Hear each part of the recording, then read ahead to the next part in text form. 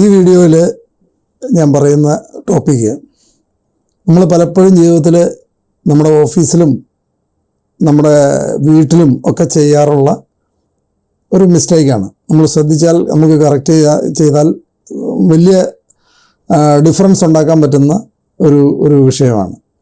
അതായത് നമ്മളെല്ലാവരും ചെയ്യാറുണ്ട്, നമ്മൾ കമ്പയർ ചെയ്യാറുണ്ട്.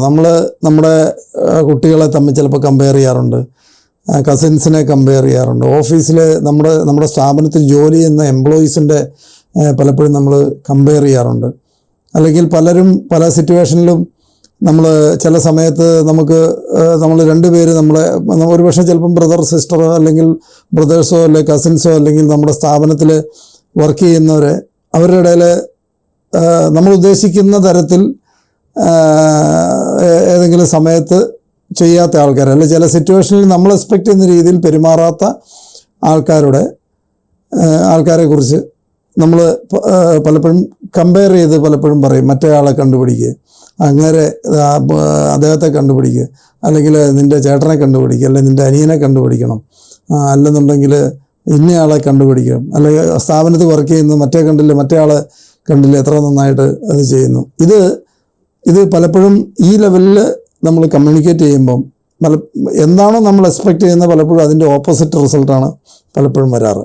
നമ്മൾ എക്സ്പെക്റ്റ് ചെയ്യുന്ന വേറൊരാളെ കണ്ടുപിടിക്കാൻ പറഞ്ഞല്ലേ, അയാൾ കണ്ടോ നന്നായിട്ട് ചെയ്യുന്ന കണ്ടില്ലേ, നിൻ്റെ പെർഫോമൻസ് എന്താണ് ഇങ്ങനെ മോശമാകുന്നത്, മറ്റേയാളെ നോക്ക്, നമ്മുടെ ഫാമിലിയിലോ അല്ലെങ്കിൽ നമ്മുടെ നാട്ടിലോ കൂട്ടുകാരുടെ ഇടയിലോ ഒക്കെ മറ്റേയാളെ കണ്ടുപിടിക്കണം നോക്ക്, അതുപോലെ തന്നെ ചെയ്യാൻ പറ്റാത്ത, ഇങ്ങനെ പലപ്പോഴും നമ്മൾ പറയാറുണ്ട്. പലപ്പോഴും സംഭവിക്കുന്നത് ഇത് നമ്മൾ ഉദ്ദേശിക്കുന്ന ഔട്ട്പുട്ട് എന്താണോ അതിൻ്റെ ഓപ്പോസിറ്റാണ് പലപ്പോഴും നമുക്ക് വരാറ്. എന്താണെന്ന് വെച്ച് കഴിഞ്ഞാൽ ഇത് കേൾക്കുന്ന ആളെ സംബന്ധിച്ച് അവരുടെ ഫ്രസ്ട്രേഷൻ കൂടുകയാണ് ചെയ്യുന്നത്. പലപ്പോഴും അവരൊരിക്കലും ഇത് കേട്ട് മറ്റേയാളെ കോപ്പി ചെയ്യാൻ ശ്രമിക്കുന്നതിന് പകരം അയാൾ കൂടുതൽ ഫ്രസ്ട്രേഷനിൽ, കാരണം ഇദ്ദേഹത്തിന് ചിലപ്പം ബിഹേവ് ചെയ്യാൻ പറ്റിയെന്ന് വരികയില്ല. അദ്ദേഹം ഒരുപക്ഷെ അദ്ദേഹം വേറൊരാളുമായിട്ട് കമ്പയർ ചെയ്ത് പറയുന്നത് സാധാരണ ഇതിൽ ആർക്കും തന്നെ അത് ഇഷ്ടമില്ലാത്തൊരു കാര്യമാണ്. മാത്രമല്ല അദ്ദേഹം കൂടുതൽ ഫ്രസ്ട്രേറ്റഡ് ആവുകയാണ് പലപ്പോഴും പറ്റുന്നത്.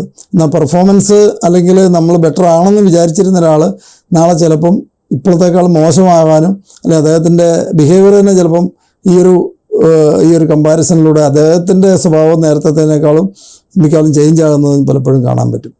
അത് ചുരുക്കത്തിൽ ഇൻഎഫക്റ്റ് രണ്ടുപേരുടെയും, ഒരാൾക്ക് ഫ്രസ്ട്രേഷനായി അയാൾ നേരത്തെ ഉണ്ടായിരുന്നതിനേക്കാളും അയാളുടെ പെർഫോമൻസും എല്ലാം കുറയുകയും, മറു സൈഡിൽ നമ്മൾ ആരെയാണോ പുകഴ്ത്തിയിരുന്നത് ആ ആൾ ചിലപ്പം അദ്ദേഹം കുറച്ചുകൂടെ ഞാൻ പെർഫോമറാണല്ലോ, ഞാൻ ചുമ്മാതെ ഒന്നുമല്ല റിസൾട്ട് ഉണ്ടാക്കിയിട്ടല്ലേ എന്നുള്ള ലെവലിലേക്ക് അദ്ദേഹത്തിൻ്റെ ഒരു ഈഗോ കൂടി വരികയും ചെയ്യുന്നതാണ് പലപ്പോഴും സംഭവിക്കാറ് കൂടുതൽ കേസിലും.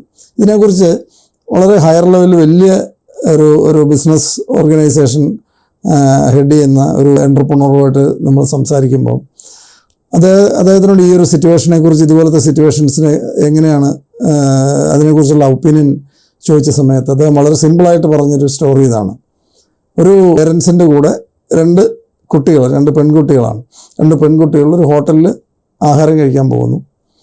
അവിടെ വെച്ച് വെയിറ്റർ ഇതെല്ലാം കൊണ്ട് സെർവ് ചെയ്യുന്നു, ഓർഡർ ചെയ്ത സാധനങ്ങളെല്ലാം കൊണ്ട് സെർവ് ചെയ്യുന്നു.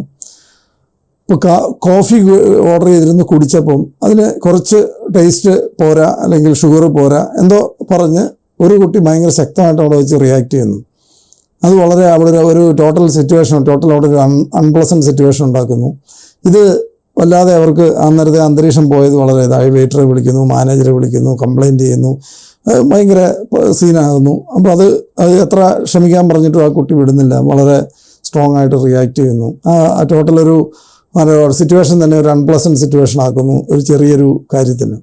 അപ്പോൾ ഈ സമയത്ത് അവരുടെ പേരൻസ്, ആ കുട്ടിയുടെ പേരൻസിന് തോന്നിയത് എന്തൊരു ഇതാണ്, ഇത്രയും നിസ്സാര കാര്യത്തിനൊക്കെ വേണ്ടി ഇത്രയും വലിയ ബഹളം ഉണ്ടാക്കേണ്ട കാര്യമുണ്ടോ, നമ്മളിത് എൻജോയ് ചെയ്യാൻ വേണ്ടി ഇവിടെ വന്നിട്ട് ഇത്രയും മോശമായിട്ട് ഈ ഒരു സിറ്റുവേഷൻ ഒരു ഈവനിങ് ഇങ്ങനെ ആക്കേണ്ട ആവശ്യമുണ്ടോ എന്നാണ് പേരൻസിന് അവിടെ വെച്ച് തോന്നിയത്.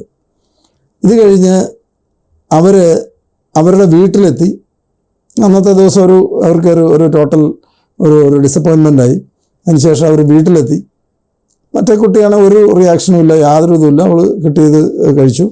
അപ്പോൾ ഇവർ തന്നെ പറയുന്നു, ഈ മറ്റേ കുട്ടിയെ കണ്ടില്ലേ, ഒരു പ്രശ്നമില്ല, ഒരു പരാതിയില്ല, ഈ സെയിം ഫുഡ് തന്നെയല്ലേ ആ കുട്ടിയും കഴിച്ച്. ഒരു പ്രശ്നമില്ല, ഒരു പരാതിയില്ലാതെ അന്ന് ആഹാരം കഴിച്ചിട്ട് തിരിച്ചു വരുന്നു. മറ്റേ കുട്ടിയും വല്ലാതെ വയലൻ്റായി, സിറ്റുവേഷൻ മോശമാക്കി. അപ്പം കഴിഞ്ഞപ്പോൾ രണ്ടുപേരും അവരവരുടേതായ 2 കുട്ടികളും അവരുടെ റൂമിലേക്ക് പോയി. കുറച്ച് കഴിഞ്ഞ് ഈ പേരൻസ് ഈ 2 കുട്ടികളുടെ റൂമിൽ ചെന്നു.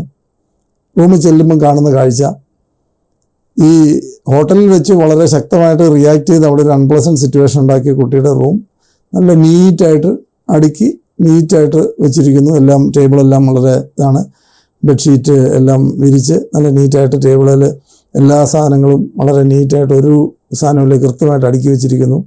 അങ്ങനത്തെ റൂമാണ് ആ കുട്ടിയുടെ റൂമിൽ ചെന്നപ്പം കാണുന്ന അതാണ്. മറ്റേ കുട്ടിയുടെ റൂമിൽ ചെന്നപ്പം അവിടെ ഒരാഴ്ചയായിട്ട് നനയ്ക്കാത്ത തുണികൾ കിടക്കുന്നു, ബെഡ്ഷീറ്റ് വിരിച്ചിട്ടില്ല, രാവിലെ ബെഡിൽ നിന്ന് എഴുന്നേറ്റ് പോയ പോലെ തന്നെ കിടക്കുന്നുണ്ട്. ടേബിൾ മുഴുവനും എന്താ ടേബിളിൽ കിടക്കുന്നത് പോലും കണ്ടുപിടിക്കാൻ പറ്റില്ലാത്ത രീതിയിൽ കംപ്ലീറ്റ് മെസ്സപ്പാണ്. കംപ്ലീറ്റ് ആ റൂം മുഴുവനും അലങ്കോലമായിട്ട് കിടക്കുന്നു. ഈ കുട്ടി ഹോട്ടലിൽ വെച്ച് ഒന്ന് റെസ്പോണ്ട് ചെയ്യാതിരുന്ന കുട്ടിയാണ്. ഒരു കുഴപ്പമില്ലാതെ, ഒരു വഴക്കമില്ലാതെ അവിടെ കൊടുത്ത ആഹാരം കഴിച്ച് പോകുന്ന കുട്ടിയാണ്. പക്ഷേ അവരുടെ റൂമിൽ നോക്കിയപ്പം ഈ കുട്ടി ഇങ്ങനെയാണ്. മറ്റേ കുട്ടി, ബഹളം വെച്ച കുട്ടി, അവരുടെ വീട്ടിൽ അവർ താമസിക്കുന്ന ആ കുട്ടി അവരുടെ റൂം, ആ കുട്ടിയുടെ റൂമും പെർഫെക്റ്റായിട്ട് എല്ലാം നീറ്റായിട്ട് അടുക്കി പെറുക്കി വെച്ചിരിക്കുന്നു. അപ്പോൾ ഹോട്ടലിൽ വെച്ച് ഈ കുട്ടി ആണ് എന്താ ഇങ്ങനെ ബിഹേവ് ചെയ്യുന്ന, മറ്റേ കുട്ടി എന്താണ് കണ്ടോ ഒരു പ്രശ്നമില്ലാതെ ആണല്ലോ അവിടെ നിന്ന് പോകുന്നതെന്ന് ചിന്തിച്ചിട്ട് തിരിച്ച് വീട്ടിലെത്തിയപ്പോൾ വേറൊരു സിറ്റുവേഷനിൽ വേറെ തരത്തിലാണ് തോന്നിയത്. മറ്റേ കുട്ടിയെ കണ്ടു നോക്ക്, ആ കുട്ടി എത്ര നന്നായിട്ട് ചെയ്യുന്നു. ഈ ഒരു ബഹളം ഉണ്ടാക്കാത്ത കുട്ടിയുടെ റൂം പോലും, ബെഡ്ഷീറ്റ് പോലും അന്ന് തലേദിവസം ഉപയോഗിച്ച എല്ലാ സാധനങ്ങളും അതേപടി റൂമിൽ കിടപ്പുണ്ട്. ഒരാഴ്ചയായിട്ടുള്ള ഡ്രസ്സ് നനയ്ക്കാതെ കിടപ്പുണ്ട്, ഇത് കിടക്കുന്നു. അപ്പോൾ ഒരു സിറ്റുവേഷനിൽ നമുക്ക് ഒരാൾ നല്ലതാണെന്ന് തോന്നാം, വേറൊരു സിറ്റുവേഷനിൽ വേറൊരാളുടെ ആയിരിക്കാം നല്ലത്. അപ്പോൾ ഒരു സിറ്റുവേഷൻ വെച്ച് നമ്മൾ വിലയിരുത്താതിരിക്കുക എന്നുള്ളതാണ് അദ്ദേഹം അതിനകത്ത് കൺക്ലൂഡ് ചെയ്തത്. അപ്പോൾ എല്ലാ ആൾക്കാർക്കും ഇതുപോലെ വേറൊരു സൈഡും ഉണ്ടാവും. അപ്പോൾ അതുകൊണ്ട് ഒരു കാരണവശാലും കമ്പാരിസൺ നമ്മൾ ചെയ്യാൻ പോകാതിരിക്കുക. കമ്പാരിസൺ ചെയ്യുന്നത് പലപ്പോഴും 2 കൂട്ടർക്കും നമുക്ക് ചിലപ്പോൾ നഷ്ടപ്പെട്ടേക്കാം. 2 കൂട്ടരുടെയും ഔട്ട്പുട്ടും മോശമാകാനേ സാധ്യതയുള്ളൂ. അപ്പോൾ ഒരു കാരണവശാലും അതുപോലുള്ള കമ്പാരിസൺസ് നമ്മൾ ചെയ്യാതിരിക്കുക. ഒരു സിറ്റുവേഷനിൽ നമുക്ക് നല്ലതാണെന്ന് തോന്നുന്നത് വേറെ സിറ്റുവേഷനിൽ മോശമാകാം. വേറൊരു സിറ്റുവേഷനിൽ മോശമായിട്ട് പെരുമാറിയ ഒരാൾ വേറൊരു സിറ്റുവേഷനിൽ നല്ലതായിട്ടും പെരുമാറാം, നല്ലതായിട്ടും നമുക്ക് തോന്നാം. അപ്പോൾ അതുകൊണ്ട് കമ്പയർ ചെയ്യുന്നത് ഒരാളെയും ഒരിക്കലും ഒരു ഓർഗനൈസേഷനിലും അല്ല ഒരു വീട്ടിലും തമ്മിലുള്ള കമ്പാരിസൺ കൊണ്ട് നെഗറ്റീവ് റിസൾട്ട് മാത്രമേ ഉണ്ടാവുകയുള്ളൂ. അപ്പോൾ ഇനി മുതൽ നമുക്ക് കമ്പയർ ചെയ്യാതിരിക്കാം. ഓരോരുത്തർക്കും അവരുടേതായ പോസിറ്റീവ് നെഗറ്റീവ് ഉണ്ടാവും. ചില സിറ്റുവേഷൻ നമുക്ക് നല്ലതാണെന്ന് തോന്നുന്നത് വേറൊരു സിറ്റുവേഷനിൽ നമുക്കത് മോശമായിട്ടും തോന്നാം. Okay, thank you.